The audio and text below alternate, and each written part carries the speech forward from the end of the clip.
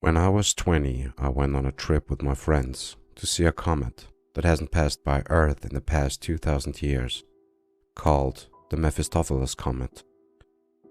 It was going to be visible from most of Maine where we live, but to get the best view of it, my friend Matt wanted to go out into a remote part of the woods to see it unobscured by others or the light pollution in the area. Going out to the woods was nothing new for us. Matt and I would always head out there to hunt or hike, but just go for the hell of it.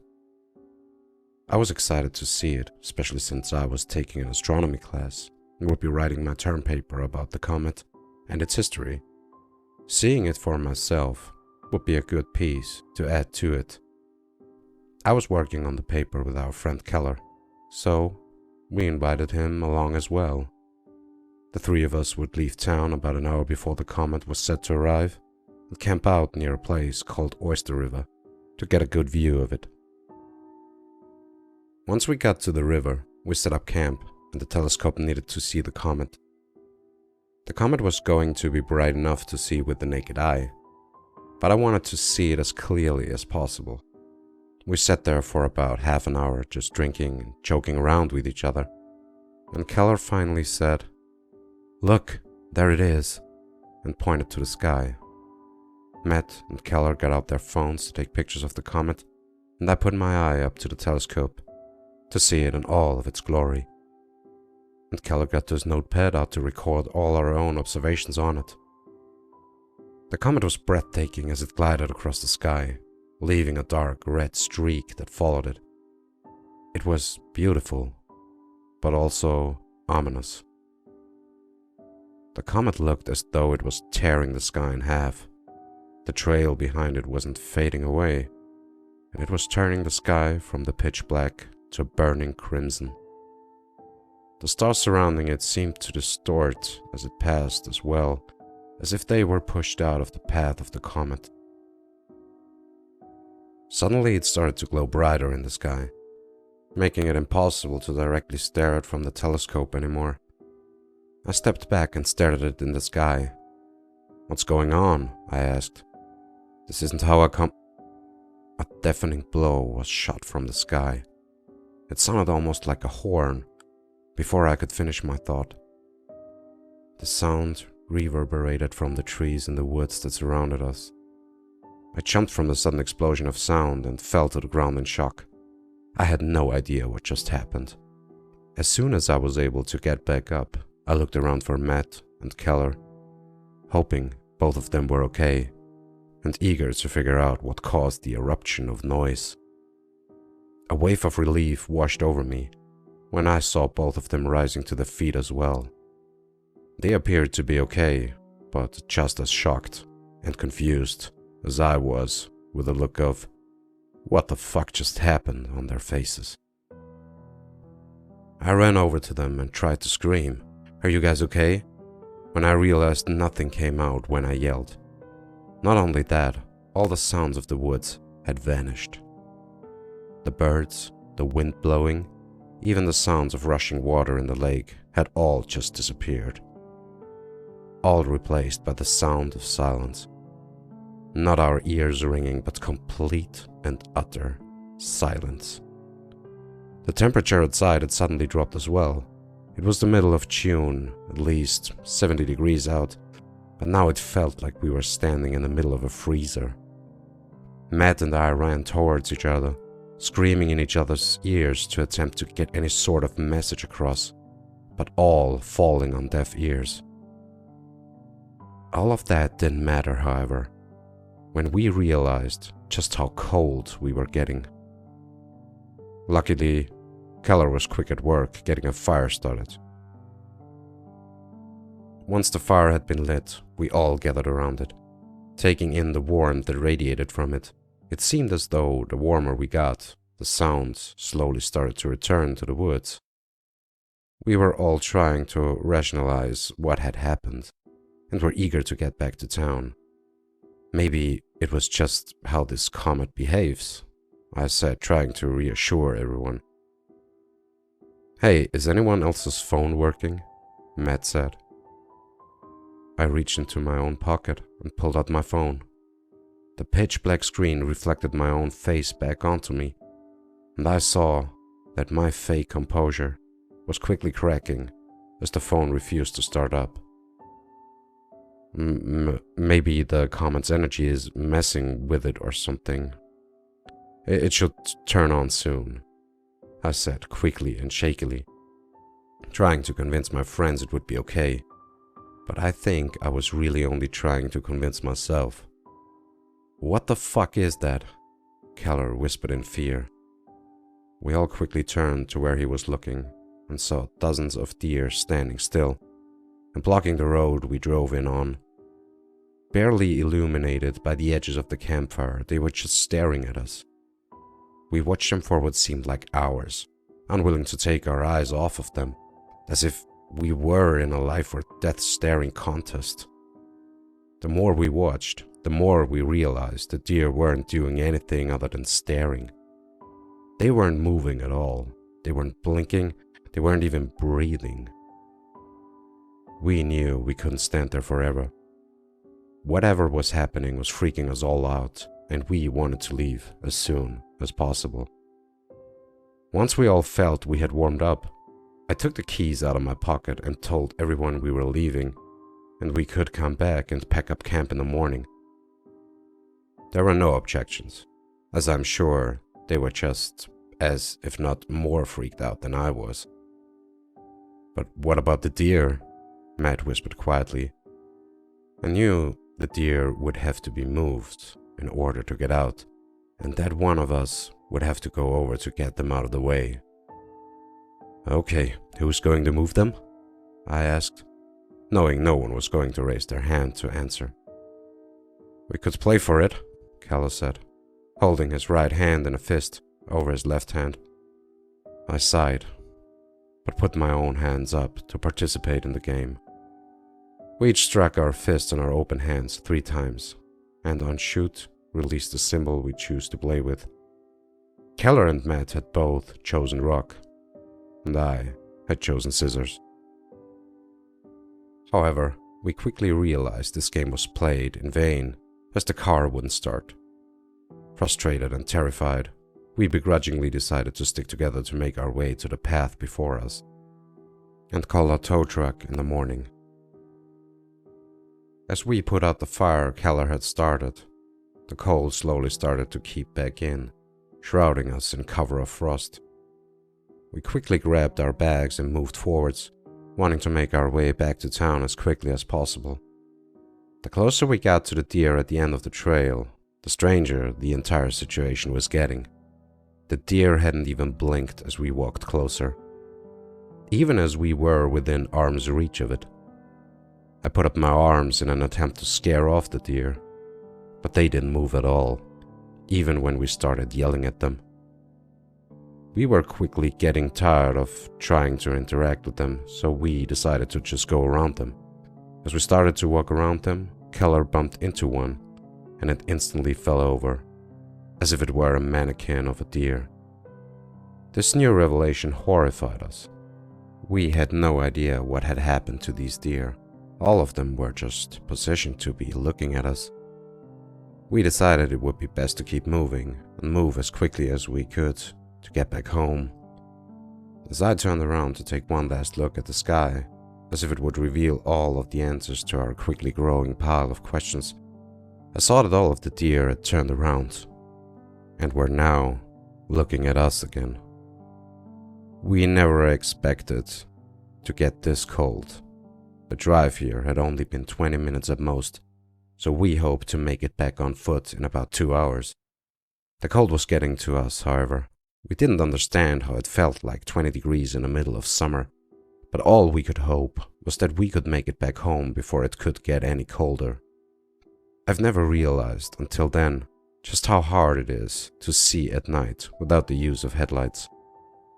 What little moonlight that was able to infiltrate through the thick cluster of tree branches was barely enough to illuminate the path ahead of us. It was a new growing fear that we may get lost and have to spend the night out in this unexplainable cold. That is, if it were even possible for the sun to rise again.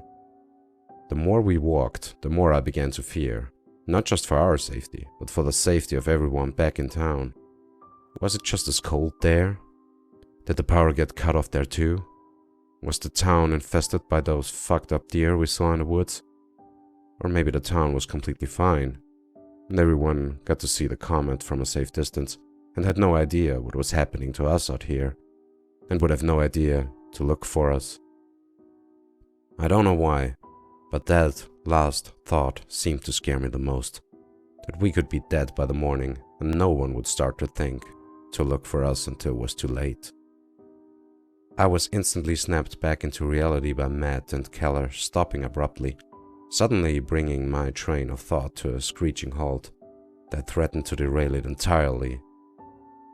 At the end of the new stretch of road we had just turned onto was a jet black car, one darker than the night that surrounded us.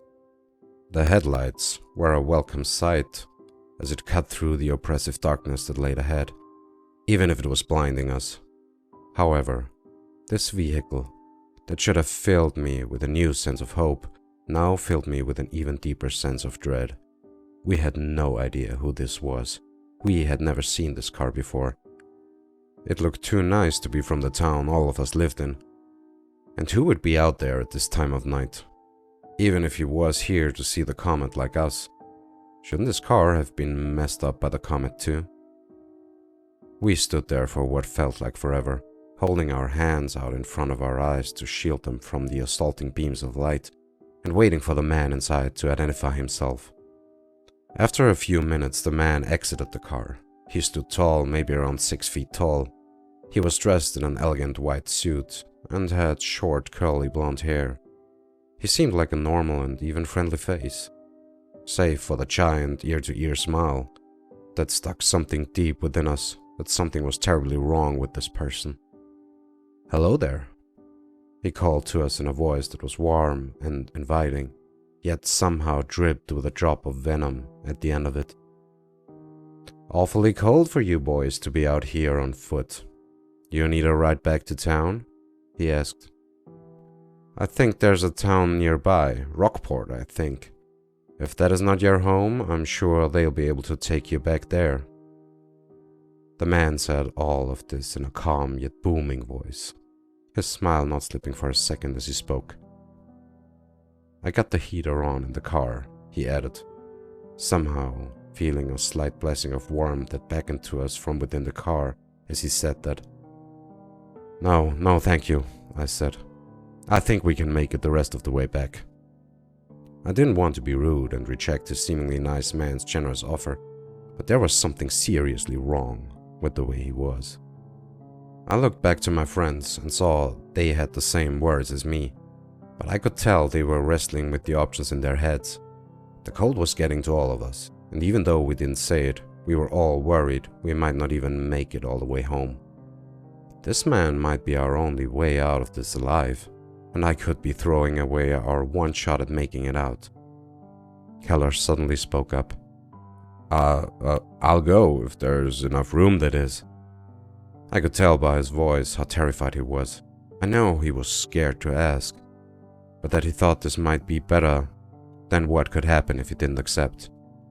"Of course," the man said, his smile widening even greater than I thought that human anatomy could allow. "There's plenty of room and warmth for everyone who needs it." Matt and I said nothing, even knowing this could be our only way out. Every fiber of our being and every instinct that we had screamed at us to not enter that car, that if we did, we would never make it back home alive. We knew Keller felt this too, but the cold had taken so much of his energy and hope that he was willing to accept whatever fate may lie before him. I gripped his shoulder tightly as he took a step towards the car, saying nothing with my words, but my tightening grip on him saying everything. He looked back at me with a look in his eyes that said everything, a look in his eyes that I could never forget. "I'll be back before you, and I'll be back with my car to pick you guys up," he said in an obviously fake attempt to look calm. My grip on his shoulder loosened and eventually dropped as he walked into the car, as I realized I would never see my friend again. I stood there in a stunned silence, wondering how I could let him do that, and what would happen to him.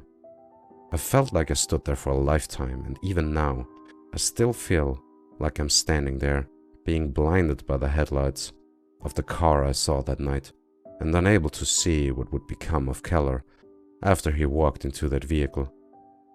A few moments after the car had driven off, I truly grasped the reality of what just happened. I fell to my knees and looked back at Matt, realizing he had already fallen to his knees weeping a long time ago. What was supposed to be a fun night for us to be mesmerized by the beauty of a natural world had turned into our own little slice of hell. Matt and I just sat there, sobbing for a bit. The pain of losing our friend had dulled us to the fact that the cold was receding, and warmth had slowly started to work its way back into the woods. We slowly realized this warmth was coming from the sun, which was finally making its way back to save us from the night, but had been much too late for Keller. Slowly rising to our feet, we said nothing as we walked back to town for the next hour, having nothing more to say about the night we had just survived, so why say anything? Making it to the next morning didn't feel like succeeding, not without Keller. The only thing I could think of as we walked back to town was what I could possibly tell his family.